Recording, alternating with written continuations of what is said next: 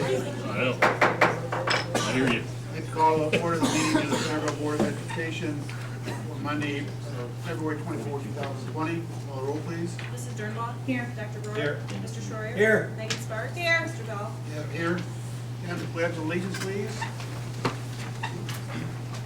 Pledge of allegiance to the flag of the United States of America and to the republic for which it stands, one nation, under God, indivisible, with liberty and justice for all. Be seated. Next item on our agenda is to approve the agenda as presented. So moved. Second. Call the roll, please. Mrs. Dernbach? Yes. Dr. Brewer? Yes. Mr. Schroyer? Yes. Megan Sparks? Yes. Mr. Dahl? Yes. Next item on our agenda is the Board of Education report, legislative report from Mrs. Sparks. All right. Sorry. This afternoon, OSBA sent out an email concerning House Bill 9 that stated, "The Conference Committee on House Bill 9 adjourned without action after more than 50 hours of testimony and 9 hearings in 10 days. Hundreds of public education supporters came out in force over the past 2 weeks to push for an end to building performance-based vouchers paid for by the school districts and local taxpayers as contained in Senate Bill 89.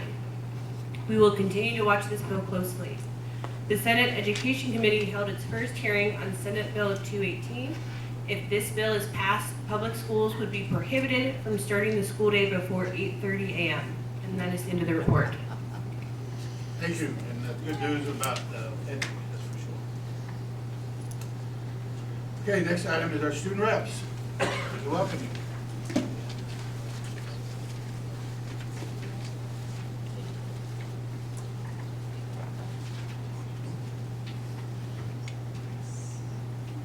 Hi, my name is Jacob Myers, and I'm a senior. We have a couple things to talk about tonight. First off, we have a couple dates that we're coming up to propose to meet with Ms. McGuire since our last date didn't go through. This is actually probably a good thing because West Carrollton has their new reps now, and they're interested in maybe joining in and sitting on in the meeting. So that's a good opportunity, maybe going to come up. We're going to have a full school canning comments through advisory. We're looking at maybe doing a Google form so it saves paper on March 12th. And also, we now have each middle school's canning comments printed, so each one will get each school's individual comments to address at their own school. And then we also have a couple ideas stemming from those comments, like proposing a dress code uniform through middle school to high school, and also making it well known for middle schoolers, the clubs that are equivalent to middle school clubs at the high school, making the transition easier. Hello, my name is Madison Ernest, and I'm a senior at Centerville High School.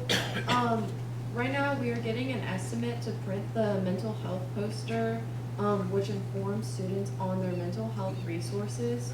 And also, we met with Mr. Carroll on February 18th and discussed some changes with the Centerville High School schedule for next year, and a school-wide canning comments going forward around March 12th. Hello, I'm Mohammed Mustafa and I'm a sophomore at Centerville High School.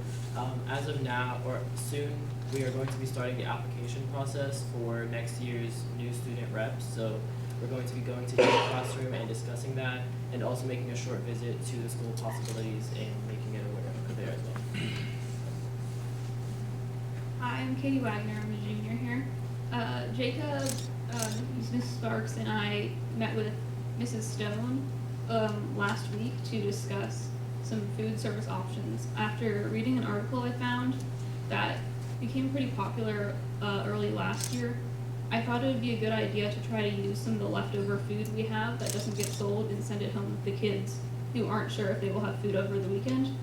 It turns out that the State Board of Education has rules against sending home unpurchased food. So we kind of came up with a bit of a loophole around it to create a gift fund. So when you're checking out your lunch, the cashiers could present you with an option to either round up your order or just give some money to the gift account that could be used to purchase the unpurchased food to send it home to the students over the weekends. Thank you.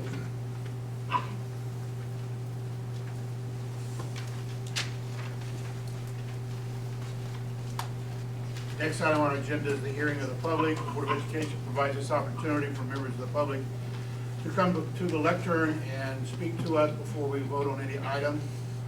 Come to the lectern, please state your name and your address. If you're an adult, if you're a minor, just give us your name.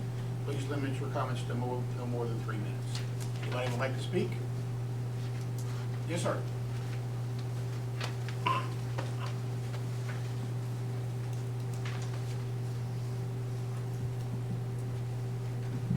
My name's Tom Howlett, and my address is 300 Banbury Road in Centerville.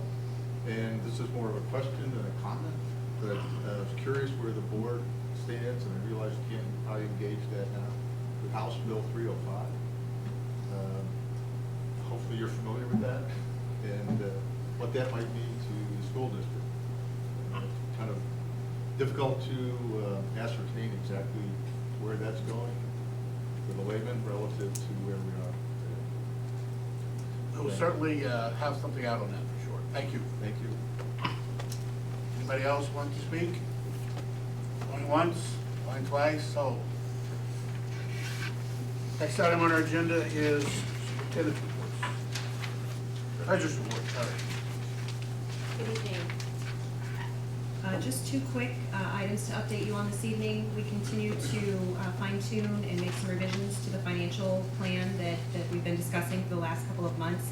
At the March work session, I would like to bring to you the sample of the reporting, the monthly reporting, to present that to you and just give you just a snapshot of what that looks like. The second item is Dr. Henderson and I will start insurance meetings this week with McGowan Braybender to talk about our renewal for 2021. That's about a 5-month process or so. I think we have meetings scheduled from this week all the way through sometime in August, and we'll be working on the renewal throughout that time. So that's it. Thank you. Just to go over the financial plan that we've been discussing, has been something that's been in discussion before we came to the board, and we discussed it at our last meeting, and we'll further discuss it. So it's not something that's just throwing out there, something that's been under discussion for some period of time. That's correct. We've been working on it since December. Meetings with the administrators, Dr. Henderson, myself, have been working on some revisions and things that way. Thank you. Next item on the agenda is the treasurer's recommendations, including approving the January 2020 financial statements, monthly financial report, fund activity report, appropriations report, general fund expending report, general fund summary comparison. Purchase orders included in the statement number 7, approved by administration as then and now, certified by the treasurer and supported by board resolution totaling $149,957.09. Need a motion, please? So moved. Second. Questions or comments? Call the roll, please. Mrs. Dernbach? Yes. Dr. Rohr? Yes. Mr. Schreier? Yes. Megan Sparks? Yes. Mr. Dahl? Yes. Next item on the agenda, consider approving the minutes for the following Board of Education meetings. January 27, 2020 regular meeting, February 18, 2020 special meeting. So moved. Second. Call the roll. Mrs. Dernbach? Yes. Dr. Rohr? Yes. Mr. Schreier? Yes. Megan Sparks? Yes. Mr. Dahl? Yes. Superintendent recommendations. Superintendent recommends accepting resignations listed on Schedule A. Superintendent recommends the employment change of employment status, change of contract status for certificated personnel listed on Schedule B for the salaries, programs on an effective dates given. Superintendent recommends the employment or change of employment status for the support staff personnel listed on Schedule C for the salaries, programs on the effective dates given. Superintendent recommends the employment of personnel listed on Schedules D and D1 for supplemental contracts or extra duty assignments. Finally, the superintendent recommends the granting of leaves of absence for personnel listed on Schedule E for the reasons and the dates given. So moved. Second. Call the roll, please. Mrs. Dernbach? Yes. Dr. Rohr? Yes. Mr. Schreier? Yes. Megan Sparks? Yes. Mr. Dahl? Yes.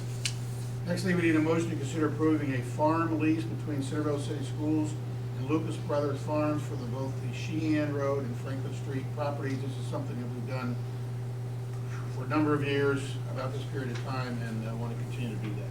So moved. Second. Questions, comments? Call the roll, please. Mrs. Dernbach? Yes. Dr. Rohr? Yes. Mr. Schreier? Yes. Megan Sparks? Yes. Mr. Dahl? Yes. Next item on the agenda, we'll do the motion first, then you come up, John. Okay. Consider accepting bids through the Southwest Ohio Education Purchasing Council and approving the bids for purchase of the following Rush International and Cardinal Bluebird buses. Need a motion, please? So moved. Second. Before we vote on this, we have some comments from Mr. Wesley.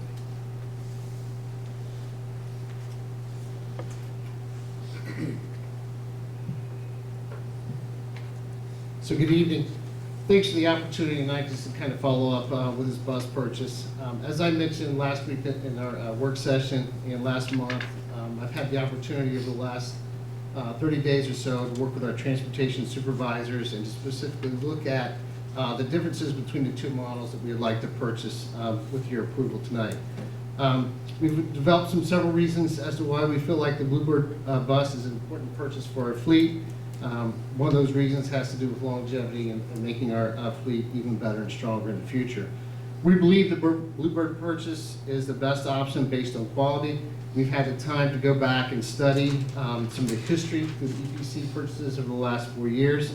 The average years of service of the Bluebird bus is about 18 years, and all other models is about 15. Currently, we're getting about 15 years of service out of our current fleet with our buses. So again, we feel like the overall quality and service of this model is much better. We also know that we have districts in our area that are getting 20+ years of service using this bus as well. So we believe longevity and quality is a big factor in this price. Last week, I also shared with the board, one of the main reasons we looked at this as an option has to do a lot with corrosion protection. As I mentioned, corrosion is probably the #1 enemy of our bus fleet. The Bluebird models come undercoated with rust protection from the factory, so they're protected once we get them here on our lot at our transportation center. And the third reason, just to quickly mention, the instrument panel for the Bluebird has been upgraded several times over the last few years. The panel for the international bus hasn't been updated for 18 years, which has been since 2002. That instrument upgrade for the Bluebirds allows more onboard diagnostics testing.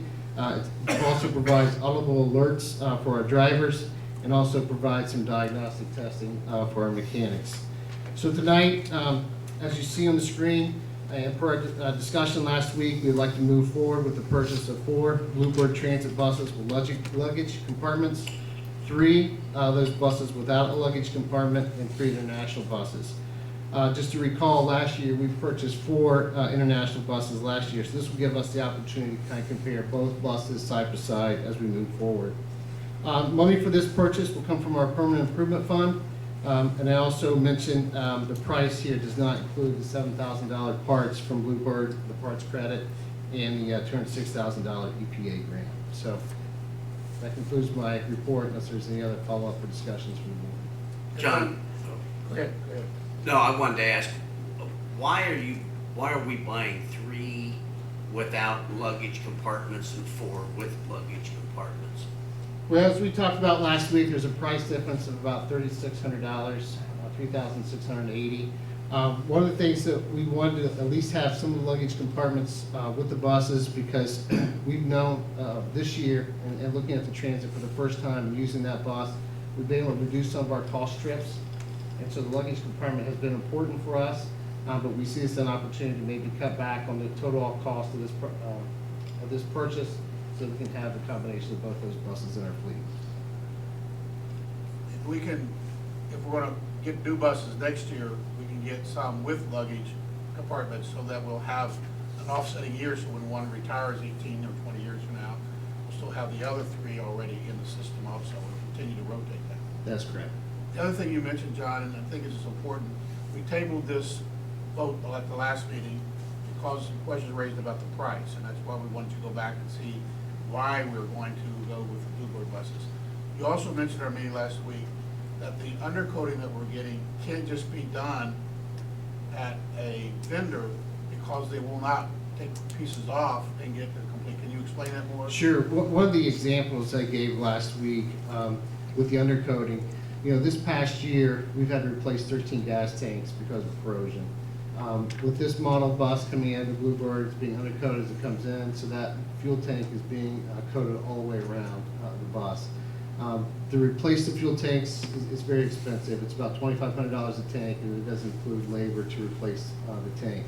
So we feel like buying the Bluebird, coming from the factory, having that undercoating will help us prolong the life of that bus. Well, if we took it to a vendor, would they take the tank off? Be some additional costs with that, and most likely, if vendor's not going to want to remove the tank, you take on that responsibility. So it's another advantage of having it done with Bluebird. That's correct. Any other questions or comments? Call the roll, please. Thank you, John. Thank you. Mrs. Dernbach? Yes. Dr. Rohr? Yes. Mr. Schreier? Yes. Megan Sparks? Yes. Mr. Dahl? Yes. Next item on our agenda is consider resolution authorizing the curriculum department to administer the State of Ohio third grade English language assessment in paper format for the 2020-2021 school year. So moved. Second. Questions or comments? I can make some quick comments. This is the second year in a row we've asked the board to pass this resolution. Previously, although we really like and use technology all the time, last year we thought we would see if there was any kind of a significant difference in the scores of our third graders in the third grade reading guarantee as far as the state testing goes. And we think there was some difference, so we're coming back again for the second year to again ask the board to pass a resolution to allow our third graders to take it in paper format again. So we'll see what this next year shows us and continue to try to make the best informed decisions as we move forward. Call the roll, please. Mrs. Dernbach? Yes. Dr. Rohr? Yes. Mr. Schreier? Yes. Megan Sparks? Yes. Mr. Dahl? Yes. Next item on the agenda is consider a resolution approving the following revised Board of Education policies. I'm not going to read them all as listed in the agenda. And I think it's important to note that there's a lot of them here. Most of these are technical changes, Dr. Henderson. We have policies, and all these are just making updated changes to be compliant with all the legal requirements that we have. That's correct. We actually work with a company that helps us stay compliant with all of the changes that may happen in the legislature, and periodically we do have small revisions, and that these changes or these approval of these policies tonight represent some small changes in the various policies. And again, the board had an opportunity to start looking at these several weeks ago, and we discussed these at our work session last week. So, Any other comments? Roll, please. Oh, you have motion? Yeah, I'm sorry. So moved. Second. Call the roll, please. Mrs. Dernbach? Yes. Dr. Rohr? Yes. Mr. Schreier? Yes. Megan Sparks? Yes. Mr. Dahl? Yes. Next item, superintendent recommendation that the employment of Larry Filburn, custodian, be terminated for acts of malfeasance, malfeasance, and nonfeasance during his employment with the Centerville City School Board. Whereas superintendent recommended the board that Larry Filburn's employment as a custodian in Centerville City Schools be terminated for acts of misfeasance, malfeasance, and nonfeasance. And whereas the board satisfied that due process procedures have been satisfied, that Larry Filburn was given notice in writing of the allegations against him, had a pre-disciplinary hearing before the Director of Business Operations and Assistant Director of Business Operations, where he was afforded the opportunity to respond to the written allegations and tell his side of the story, met with the superintendent prior to termination recommendation being made to the board, and whereas the board having been advised and the premises believes that Larry Filburn has committed acts of misfeasance, malfeasance, and or nonfeasance during his employment with the Centerville City Schools. Now therefore be resolved, the employment of Larry Filburn with Centerville City Schools is terminated effective close of business on February 24, 2020 for acts of misfeasance, malfeasance, nonfeasance during his employment as custodian of the Centerville City Schools. Be it further resolved that a copy of the board's resolution be filed forthwith with the Personnel Appeals Board of the Cincinnati City School District, Centerville City, what is it? Centerville City School District, sorry. And that Larry Filburn be informed in writing by the treasurer of the board's action terminating his employment with the specific reasons for the board action and of his appeal rights related to the board's action. Need a motion, please? So moved. Second. Questions or comments? Again, this is a matter that came up recently. It's been discussed with the superintendent, and the resolution covers all the items that occurred prior to this matter coming to our attention. We do not like these matters, don't like to take this action, but sometimes we simply are not left with any other opportunities. Call the roll, please. Mrs. Dernbach? Yes. Dr. Rohr? Yes. Mr. Schreier? Yes. Megan Sparks? Yes. Mr. Dahl? Yes. Next item agenda is the adjournment. Need a motion to adjourn. So moved. Second. Mrs. Dernbach? Sorry, Mrs. Dernbach? Yes. Dr. Rohr? Yes. Mr. Schreier? Yes. Megan Sparks? Yes. Mr. Dahl? Yes. Thank you all. Thanks everyone for coming.